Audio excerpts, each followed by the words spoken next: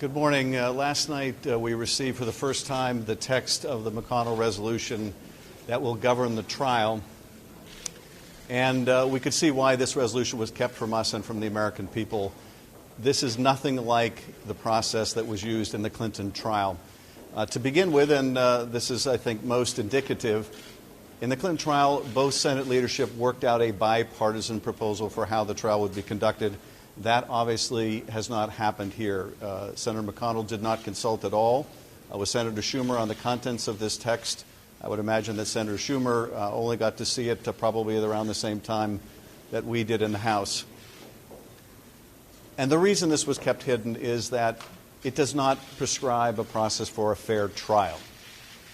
And the American people desperately want to believe that the Senate will give both the President and the House of Representatives a fair trial.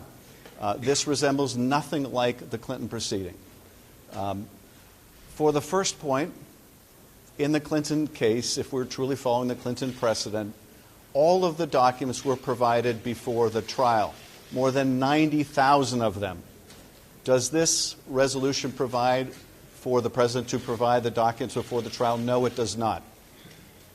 It leaves that question of whether the House will ever see these documents, whether the American people will ever see these documents, to the end and only the end, with no guarantee that this material will ever be shown to the House or to the American people.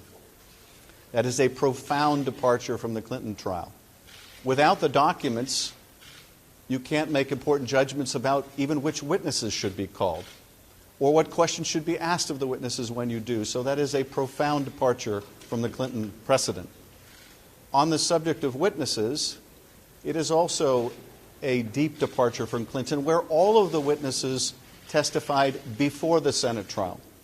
The issue in the Clinton trial was not whether they would testify. They had testified already. They had been interviewed already, some dozens of times. The question in the Clinton trial was, will they be recalled? Will they be required to testify again? And that question was answered in the affirmative. Here, though, if we're following the Clinton precedent, all of these witnesses should testify, should be deposed before the trial begins, not after the trial is over. So this is not at all the model used in the Clinton case as well.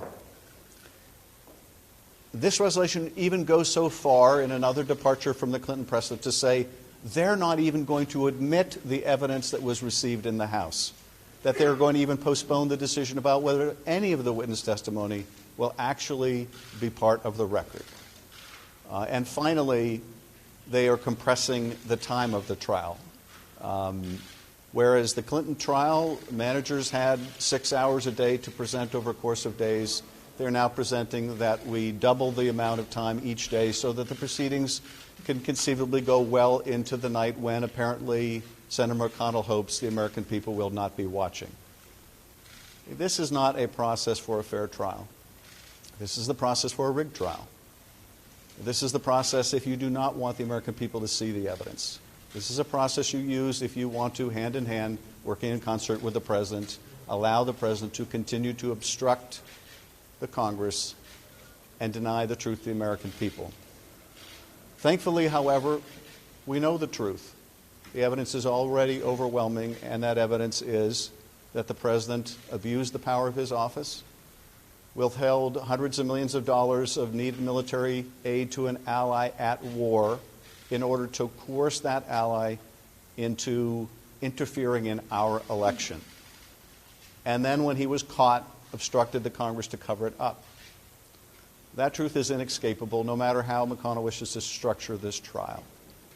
But we will be appealing to the manager, we will be appealing as managers to the senators today to live up to the oath they have just taken, to do impartial justice, and to hold a fair trial. And we're happy to respond to questions. Let me add something here.